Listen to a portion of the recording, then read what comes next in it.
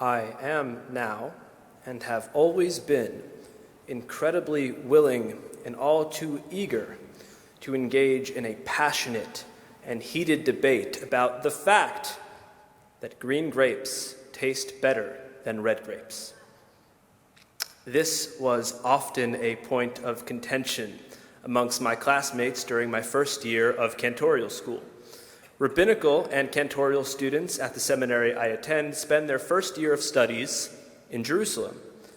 One day, while eating lunch on campus, we decided to put this debate to the test, as Israel is known for having incredibly fresh and local produce. What better way to determine the true superior grape? So, we went out and acquired red and green grapes. Lo and behold, the green grape was significantly crisper and sweeter, a green victory.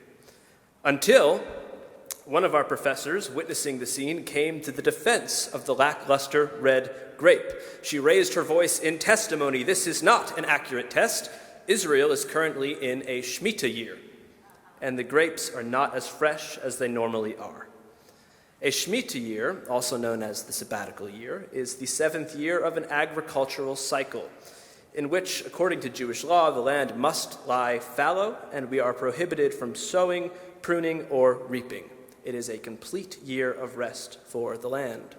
In this week's Torah portion, Parshat Behar, we are reminded of this commandment and receive the laws surrounding it. Some of the laws we are presented with include the forgiveness of debt, access to wild produce, and the 50-year cycle that leads up to the year of Jubilee. In addition to the laws surrounding this strict commandment, we also receive the punishment for not observing this commandment: exile. The text reads, "And you I will scatter among the nations. I will unsheathe the sword against you. Your land shall become a desolation, and your cities a ruin. Then shall the land make up for its Sabbath years throughout the time that it is desolate, and you are in the land of your enemies. Then shall the land rest and make up for its Sabbath years." Or in plain English, if the commandment of Shemitah is not obeyed, God will evict the people from the land, thus allowing the land to rest from the lack of population. Rabbi Dr. Yaakov Harlop highlights that the Talmud gives us a rationale for such a severe punishment in Tractate Sanhedrin 39a, where 3rd century Rabbi Abahu explains that God told the Israelites to sow the land for 6 years and let it rest on the 7th. They did not do so and were therefore exiled. The message of this commandment is that the humans are not the ultimate owners of the land they possess. By removing the people from the land, God reaffirms God's ownership. Judaism and Torah are not the only entities to emphasize the importance of letting the land rest.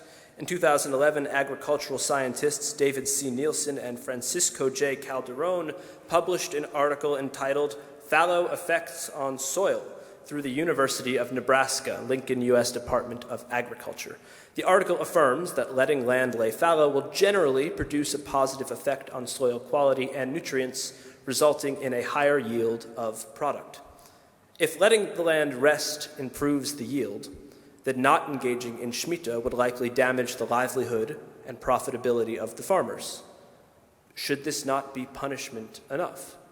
Why go so far as to remove the inhabitants from the land?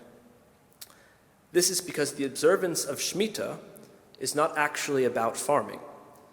Prominent 16th century Rabbi Moses al-Sheikh suggests that Eretz Yisrael does not actually need rest because it is abundant with God's strength and flowing with milk and honey. Parashat Behar illustrates how the land is imbued with God's strength by stating that in the 6th year of the cycle, the yield will be 3 times the normal amount, ensuring provisions for the loss of produce during the 7th year.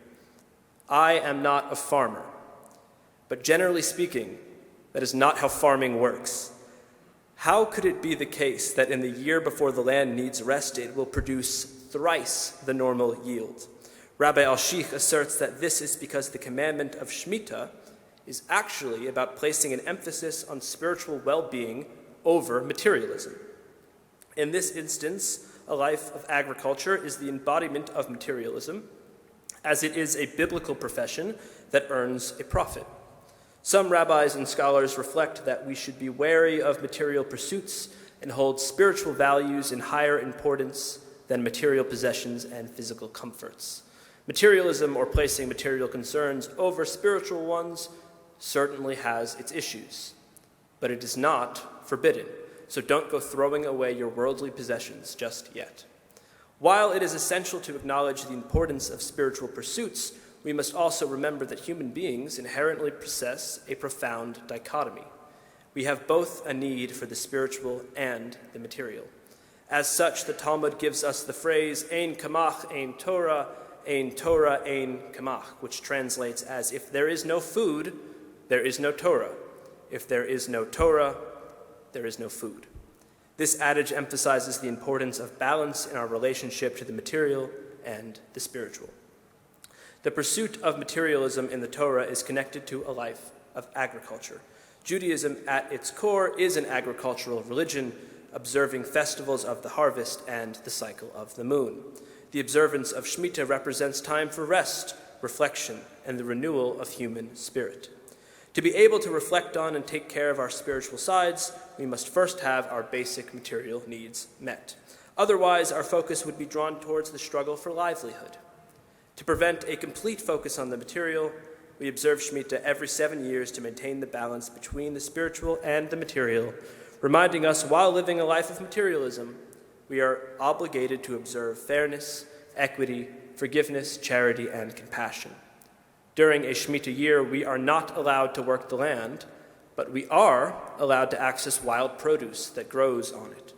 This wild produce is free for anyone to take, regardless of social or economic status, ensuring that everyone, including strangers and the less fortunate, have access to material independence.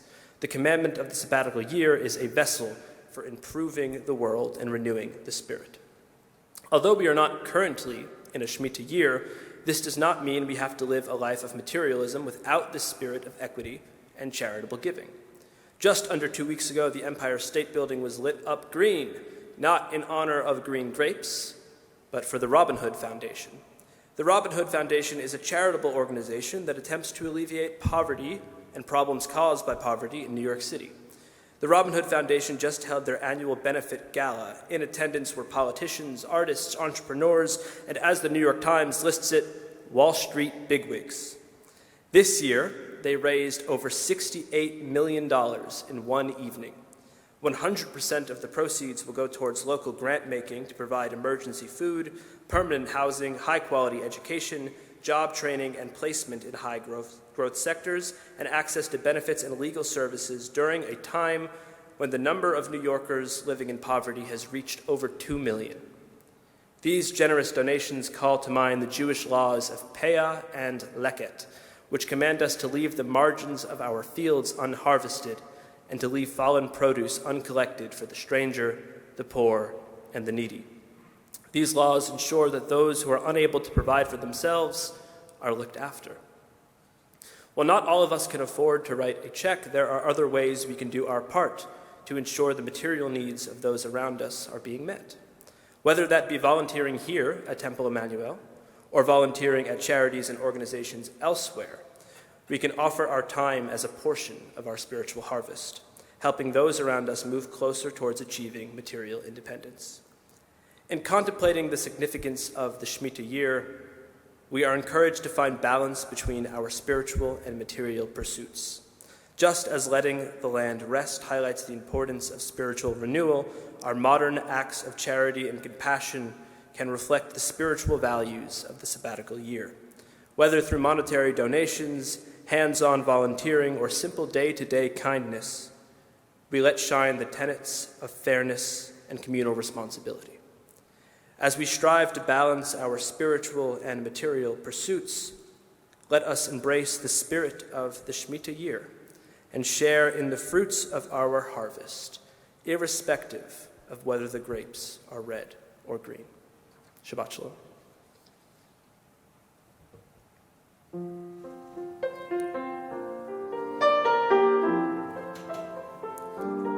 I see trees of green, red roses too.